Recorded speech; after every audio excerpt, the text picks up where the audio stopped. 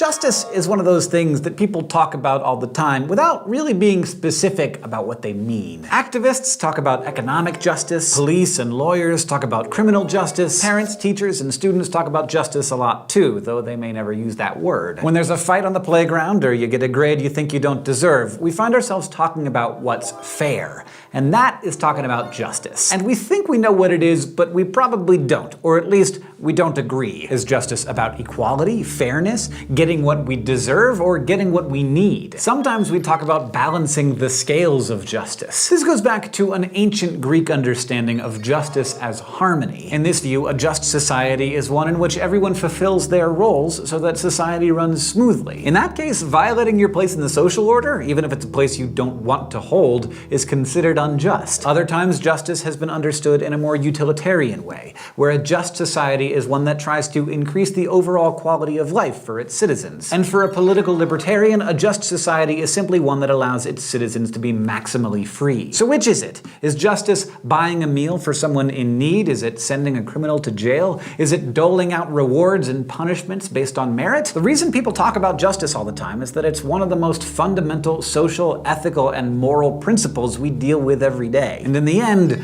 what justice means to you personally pretty much defines how you think society should work.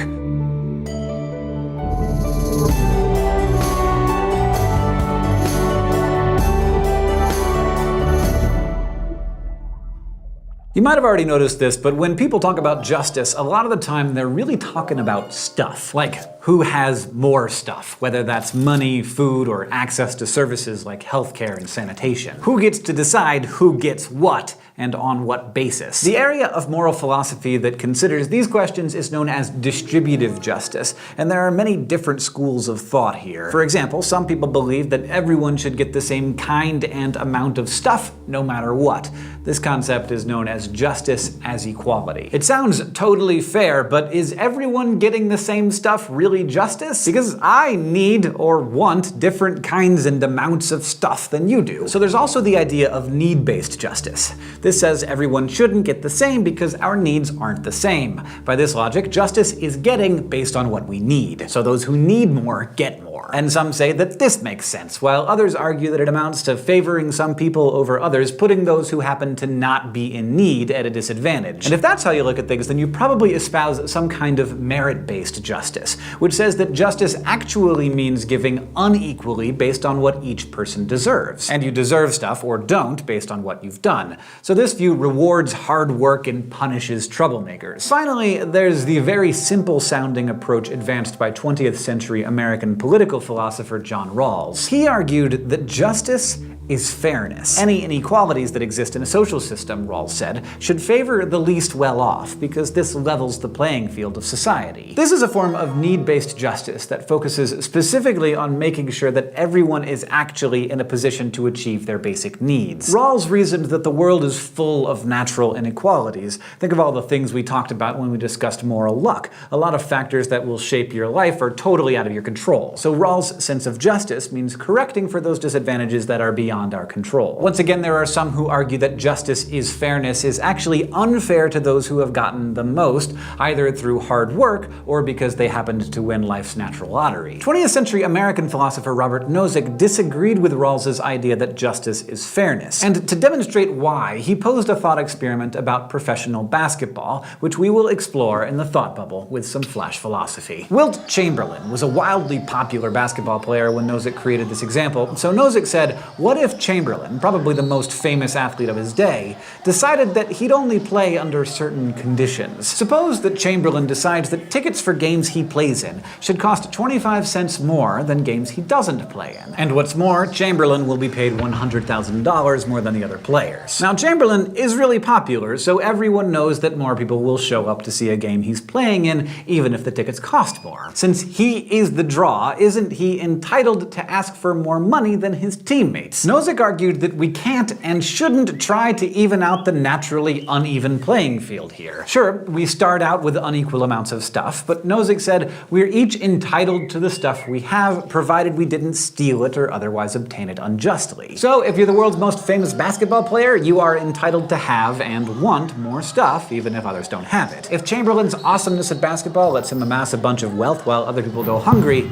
well, that's not Wilt's fault. Thanks, Thought Bubble. As you can see, there is a lot of disagreement about what it means to distribute justly. And this is an incredibly important topic because a lot of what we argue about politically has to do exactly with this issue. People who believe that there are essential human rights, for example, argue that we're simply entitled to have our most basic needs fulfilled. Things like having enough to eat and being able to go to the doctors when we're sick. But not everyone believes it's the government's job to provide us with those things if we're not able to get them ourselves. Those people might argue that your rights are negative. A negative right is the right not to be interfered with, not to be stopped from pursuing the things you need. So in this view, I can't prevent you from trying to fulfill your needs, but I don't have to help you fulfill them either. By contrast, you might believe in positive rights. If you have a positive right to something, you are entitled to help getting it if you can't get it yourself. So if you can't afford a doctor, you have a right to get assistance in affording one. But notice that in this view, a right implies an obligation. Your rights, in this case your right to see a doctor even if you can't afford one,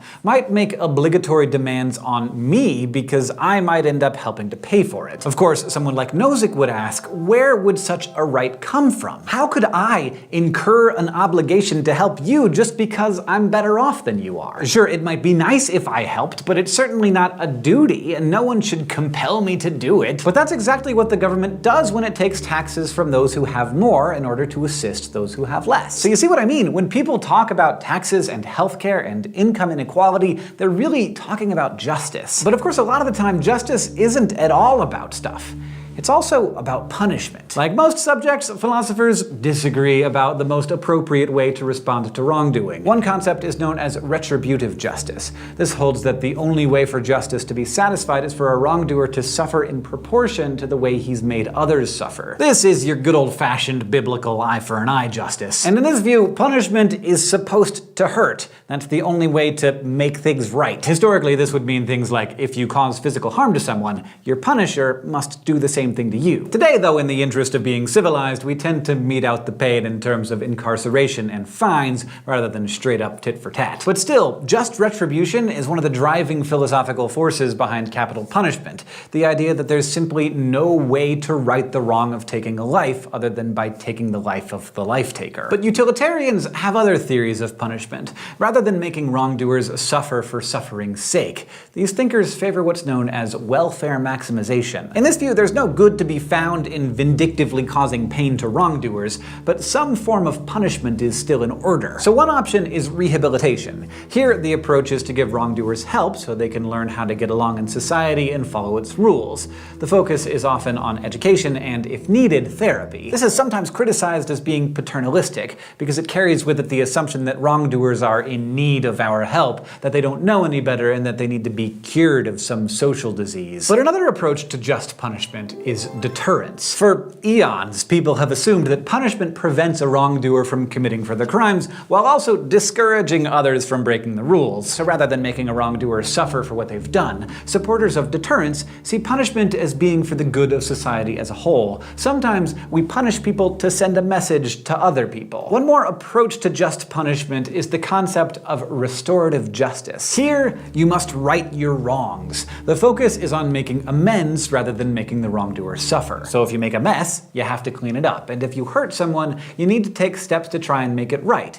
This is the logic behind assigning community service to offenders. The hope here is that the right approach to wrongdoing will lead to healing and growth both for the wrongdoer and for the wronged. It's about restoration and forgiveness. Basically, the polar opposite of the retributive approach. So take this advice. Give some thought to your own views on these topics, because what you see as the right answer should shape the way you vote, how you spend your money, money and the way you punish your kids. You might discover that upon reflection, you should change the way you're doing some things. Like I said, everyone talks about justice, but before you can, you really have to decide what it means. Today, we talked about various theories of justice. We talked about just distribution, and we also considered different approaches to punishment. Next time, we'll talk about discrimination. Crash Course Philosophy is produced in association with PBS Digital Studios. You can head over to their channel to check out a playlist of the latest episodes from shows like Komanidi, Deep Look, and First Person. This episode of Crash Course was filmed in the Dr. Cheryl C. Kinney Crash Course studio with the help of all of these awesome people, and our equally fantastic graphics team is Thought Cafe.